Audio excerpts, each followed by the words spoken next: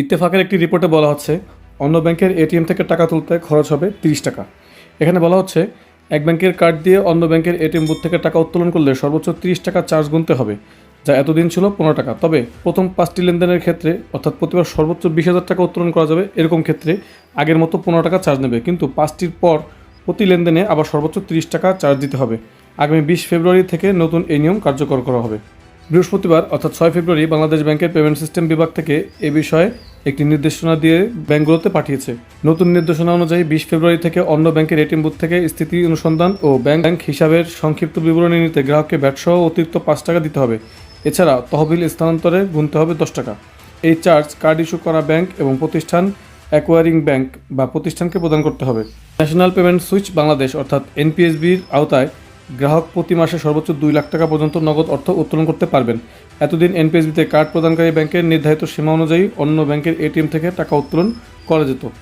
দেশের অভ্যন্তরে পিওএস ব্যবহার করে নগদ অর্থ উত্তোলনের ক্ষেত্রে ইস্যুইং ব্যাংক বা প্রতিষ্ঠান প্রতি সার্ভিস চার্জ সর্বোচ্চ 20 টাকা ভ্যাট অ্যাকোয়ারিং ব্যাংক বা প্রতিষ্ঠানকে প্রদান করবে। ইস্যুইং ব্যাংক বা প্রতিষ্ঠান গ্রাহকের নিকট হতে উক্ত চার্জ আদায় করতে পারবে।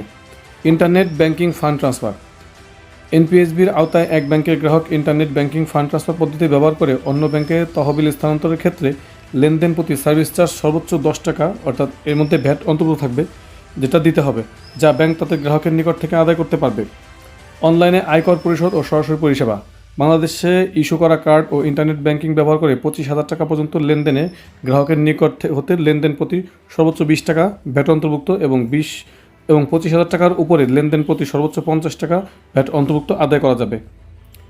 এমএফএস বা পিএসপি ওয়ালেট ব্যবহার করে লেনদেনের গ্রাহকের নিকট হতে লেনদেন প্রতি 1% বা সর্বোচ্চ 30 টাকা ভ্যাট অন্তর্ভুক্ত আদায় করা যাবে। এই লেনদেনের বিপরীতে কোনো চার্জব্যাক প্রযোজ্য হবে না।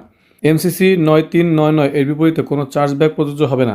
এমসিসি 9399 এর বিপরীতে সংঘটিত কার্ড লেনদেনের ক্ষেত্রে বাংলাদেশ ইস্যু করা কার্ডের জন্য 25,000 টাকা পর্যন্ত পরিশোধের ক্ষেত্রে অ্যাকোয়ারিং ব্যাংক বা প্রতিষ্ঠান গ্রাহকের নিকট হতে লেনদেন প্রতি সর্বোচ্চ 20 টাকা ভ্যাট অন্তর্ভুক্ত আদায় করতে পারবে, যার মধ্যে 5 টাকা ভ্যাট অন্তর্ভুক্ত কার্ড ইস্যুইং ব্যাংক প্রতিষ্ঠানকে প্রদান করবে। 25,000 টাকার উপরে এ জাতীয় লেনদেনের ক্ষেত্রে সংশ্লিষ্ট ব্যাংক বা প্রতিষ্ঠানসমূহের প্রচলিত ফি প্রযোজ্য হবে। অর্থাৎ ভিউয়ার্স, আমরা যেটা বুঝতে পারলাম সেটা হচ্ছে এতদিন একটি ব্যাংকের কার্ড থেকে অন্য যে কোনো ব্যাংকের বুথ থেকে কিন্তু টাকা তোলা যেত। যেমন হচ্ছে ইসলামী ব্যাংক, ধরুন ইসলামী ব্যাংক যেমন ভিসা কার্ড দেয়, ভিসা কার্ডটা দিয়ে আপনি কিন্তু ইসলামী ব্যাংকের এটিএম বুথ সহ বাংলাদেশের যে কোনো ব্যাংকের এটিএম বুথ থেকে টাকা তুলতে পারতেন, যেখানে হচ্ছে ভিসা অ্যাকসেপ্টেড। আর বেশিরভাগ এটিএম বুথেই ভিসা, মাস্টার কার্ড এবং এনপিএসবি এই 3টা সিস্টেম কিন্তু অ্যাকসেপ্টেড। তো আপনি যখন ইসলামী ব্যাংকের কার্ড দিয়ে অন্য ব্যাংকের এটিএম বুথ থেকে টাকা তুলতে যাবেন, তখন কিন্তু টাকা তোলার জন্য প্রতি লেনদেনে 15 টাকা করে চার্জ ছিল, যেটা এখন হচ্ছে খরচ বেড়ে 30 টাকা করা হয়েছে। এবং ফান্ড ট্রান্সফার ক্ষেত্রে কিছু চার্জ রিভাইজ করা হয়েছে, যেগুলো আমরা তখন নিউজটা পড়লাম। আর হচ্ছে পিওএস অর্থাৎ পজের উইথড্রোর মধ্যে কিছু চার্জ রিভাইজ করা হয়েছে, যেটা তখন আমরা পড়লাম বা জানতে পারলেন। তো ভিউয়ার্স, ভিডিওটি আপনার কাজে লাগলে এবং ভিডিওটি ভালো লাগলে অবশ্যই একটি লাইক দেবেন, ফ্রেন্ডদের সাথে শেয়ার করবেন আর কমেন্ট করে আপনার মতামত জানাতে পারেন এবং আমাদের চ্যানেলটি অবশ্যই সাবস্ক্রাইব করে রাখবেন। তো আজকের মতো এই পর্যন্তই, দেখা হচ্ছে নেক্সট ভিডিওতে। Till then take care self. আল্লাহ হাফেজ।